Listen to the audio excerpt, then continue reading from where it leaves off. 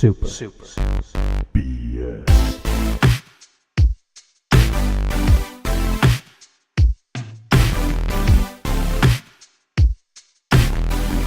Hey guys, Josh here from the Super BS Gamescast and Pop Culture Cosmos. I have another review for you guys. As many of you know, I'm an avid Assassin's Creed fan, and like many gamers out there, I had the chance to pick it up and play it over the holidays. So here are my thoughts. While I don't necessarily agree with a lot of the things reviewers are saying, there are some pretty great things about this game and some pretty bad things. So I'm just going to jump into it here. When it comes to gaming, Ubisoft is a company that's never been shy of a few press headlines. When journalists aren't writing about a potential takeover by Vivendi, they're usually busy talking about things that the acclaimed Assassin's Creed franchise is or isn't doing right. When the first one was released back in 2007, gamers were taken into a world full of history and intrigue. Granted, nobody was expecting the game to jump between modern times and the Third Crusades that we saw in the cinematic trailers, but both Desmond Miles and Altair were interesting enough to forgive any misdirection on Ubisoft's part. While it took them 2 years to develop a sequel, all of the Assassin's Creed entries became annual releases after the charming and tragic adventures of Ezio Auditore in Assassin's Creed 2. In 2010, we saw the release of Brotherhood, 2011 Revelations, 2012 Assassin's Creed 3, 2013 Black Flag, which despite critical complaints about the scope of the game was actually, in my opinion, the best one so far. Then in 2014, Ubisoft tried to bridge the gap between current and next-gen consoles with a dual release of Assassin's Creed Rogue and Unity, followed by Syndicate in 2015. And while reviewers and gaming publications still scored most of them at 7 or over on a scale of 1 to 10, fans were becoming burnt out. Despite desperate attempts on Ubisoft's part to reinvent the franchise, the war between the Assassins and Templars was growing stale. Fast forward to E3 2016, where gamers waited expectantly for Ubisoft to inevitably announce the next entry in the franchise, and were surprised to find out that the Assassins were going to be taking a year off. A year later, Assassin's Creed Origins hits shelves, and the one question hesitant gamers are asking is, did the extra year pay off? Well, yes and no. Assassin's Creed Origins tells the story of a Magi named Bayek of Siwa. Along with his son Kimu, Bayek is abducted by a group of masked men called the Order of Ancients, who take them to an underground vault in the Temple of Amun. Somehow they think Bayek is the only one who can open the door and lead them inside. This is when we see that all too familiar Apple of Eden that causes people to go crazy and kill each other. They hand it to Bayek and demand that he open the vault. Naturally, he doesn't cooperate, and they have to resort to threatening his son to get him to do it. Kimu, the crafty little Egyptian boy, is able to steal a knife from one of their captors and gives it to his dad. When the struggle for their escape begins, Bayek attempts to kill one of the masked men and accidentally stabs his son in the chest, both killing him and plummeting Bayek into an obsessive quest for vengeance. Fast forward to a year later, we catch Bayek in a tomb scratching a name off his list, which happens to be tattooed to his arm after taking the life of Rujek the Heron. For some reason, everybody in the Order has animal nicknames: the heron, the ibis, the vulture, the ram, the snake, the scarab, the hyena, the lizard, the crocodile, the hippo, the scorpion, the jackal, the lion, the platypus. Just kidding, that last one isn't real, but you get the picture. By the time you get done with the game, you pretty much slaughter an entire zoo. Along with the help of his faithful wife Aya, Bayek's quest for vengeance puts him in the path of Cleopatra, a queen without a throne. Aya reveals that she's been working with Cleopatra and a Sicilian named Apollodorus to uncover the identity of the snake. One favor leads to another, and soon Bayek and Aya are Cleopatra's Magi's in the war against the Order of Ancients, who Cleopatra believes are using her brother Ptolemy, the pharaoh, to take control of Egypt. Bayek reluctantly agrees to help her in her fight as long as it furthers him towards his own goal of killing all the members of the Order. Meanwhile, Aya puts her faith in Cleopatra instead of Bayek and leaves to convince Pompey the Great to help put Cleopatra on the throne. After finally reaching the end of his list of names, Bayek receives a letter from Aya saying that there are 2 more names, the Scorpion and the Jackal, who are both members of Ptolemy's royal guard and most likely directly responsible for Kimu's death. The Jackal kills Pompey, leaving Cleopatra no choice but to, along with the help of Bayek and Aya, sneak into the royal palace to meet with Julius Caesar, who is there to discuss an alliance with Egypt. Cleopatra offers Caesar her hand in marriage in exchange for an alliance with her instead of her brother, which he accepts, thus causing Ptolemy to assemble his soldiers and attack the capital. The Egyptian Civil War sees Bayek and Aya teaming up with Caesar in one of the funnest parts of the game, which pits you and Roman soldiers against several bloodthirsty Ptolemy soldiers. You fight an elephant and then the jackal, and this is where things get interesting. In typical Assassin's Creed fashion, Bayek and Aya are betrayed. Caesar spares the life of the jackal. After opening the tomb of Alexander the Great and fighting for Caesar, Cleopatra has Apollodorus tell Bayek and Aya that their services are no longer needed and they've been banned from the palace. Upset and rightfully so, Bayek gathers his allies, and in a short cutscene they form the Brotherhood of Assassins to finish what they started. However, this time they have a couple of extra names on the list, and if you know your history or have ever read Julius Caesar, you probably know how this story ends. There's a few more fights and several times where the game makes you think it's going to end but doesn't, but keep in mind that this is a very long game. In fact, it's several hours longer than a typical Assassin's Creed game, and I don't want to get into the play-by-play, but that's pretty much a condensed version of the game's story. Now to get to the good and bad of it all. Taking a year off did great things for both the gameplay and development of the characters. Unlike other annual games like Call of Duty and the various attempts at story-driven sports games, creating an Assassin's Creed game requires more than a few reskins and a 6-hour campaign. Each Assassin's Creed game is a brand new narrative-driven experience built from the ground up, which is by no means a bad thing as much as it is slightly overambitious. And this is where the problem occurs. The games kept getting bigger, example the jump from Assassin's Creed 3 to Black Flag, but the development cycle stayed the same. This is why there are so many problems with Assassin's Creed Unity. When the franchise made its first original entry on next-gen consoles, everybody was expecting a massively scaled game that took full advantage of everything the next generation of consoles had to offer. Instead, they got a game that was indeed massive, but for every good thing the game had to offer, there were at least 10 bugs that needed fixing. While Syndicate was a bit stronger coming out the gate, it played it safe instead of attempting to innovate, thus filling the void in the yearly cycle but not offering gamers anything new. So did the year off help? Hell yeah, it did. Assassin's Creed Origins succeeds in every aspect the last few entries failed in. While there are a few bugs, and I'll get to those, the gameplay was smooth and the combat flowed with the grace of a Devil May Cry game, and I mean that in a good way. When reviewers compared the game to an RPG, I was hesitant to believe them. After spending over 40 hours exploring the vast lands of Egypt, I now understand why they feel that way. Not only is the map huge, there are several areas you won't even go to unless you're a completionist, but it's filled with tombs and forts for you to explore and raid.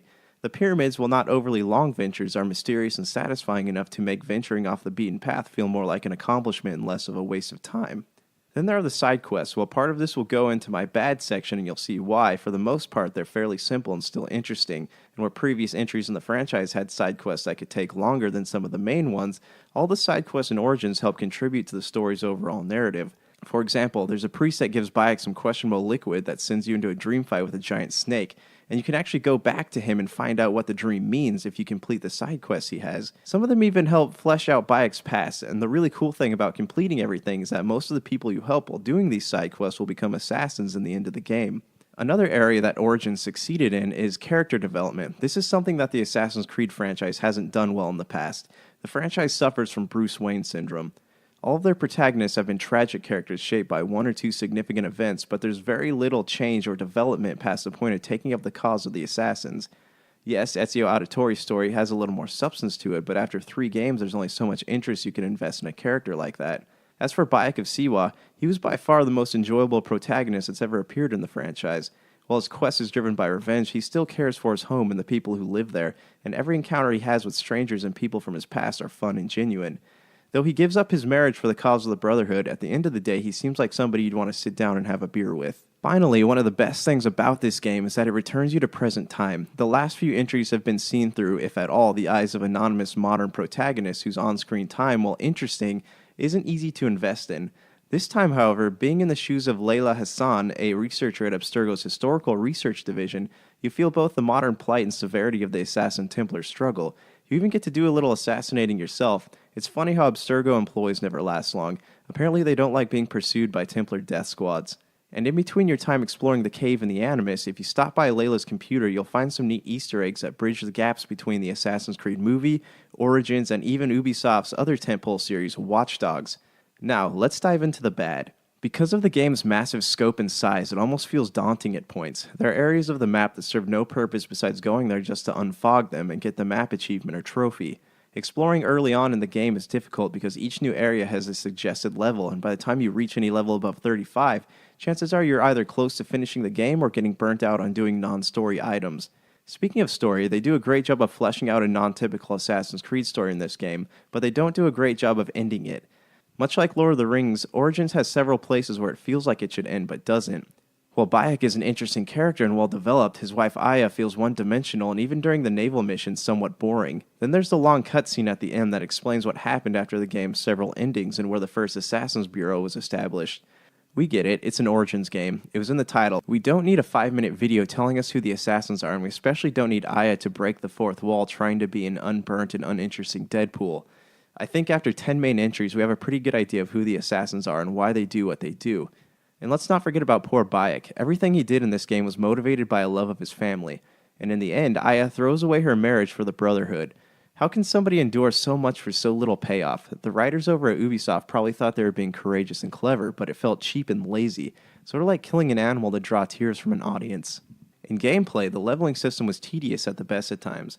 Yeah, gaining levels gave you access to better gear and armor, but you got access to those things without having to level up in previous Assassin's Creed games. This was one of the many things that felt like a knockoff of The Witcher and Elder Scrolls.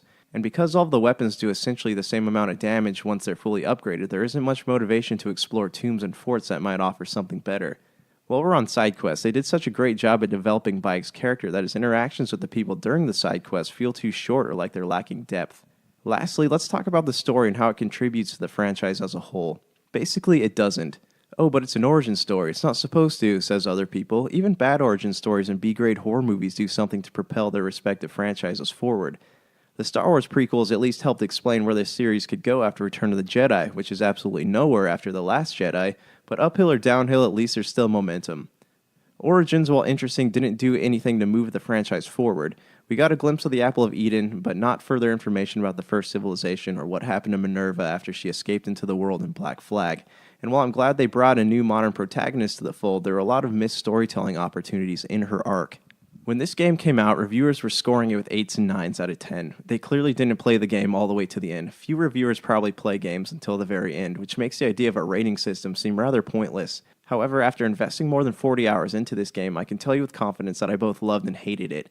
I look back on it with both awe and disappointment. I don't know if there are any story expansions planned at the moment, but I hope to see Bayek get something that at least resembles a happy ending. The gameplay, combat, and character development are all fresh and new, but if the narrative of the franchise doesn't move forward soon, it's only a matter of time before that franchise burnout returns, and not even a year off is going to reinvigorate it. Overall, the game was fun and well-paced. Egypt is beautiful and full of places to explore and mysteries to investigate. The story was lacking and the endings felt cheap, but hey, Rome wasn't built in a day, no pun intended. And even baby steps are at least steps in the right direction. I give this game a 7.5 out of 10. If you're tired of sifting through flea markets for rare and unique games, we can help. Retro City Games in Henderson, Nevada, only 5 minutes from the Las Vegas Strip, has all your favorite gaming staples, classics, and a wide selection of rare games with new stuff always appearing on our shelves. Come in and chat with Nicole or Doug about your love of games and watch as they help you complete your collection or find your childhood favorite. And don't forget, Retro City Games loves trade-ins. So if you have any Nintendo, Super Nintendo, Sega, Xbox, PlayStation, or even PC games, come in and visit Retro City Games today. Welcome to the new metropolis of gaming, Retro City Games.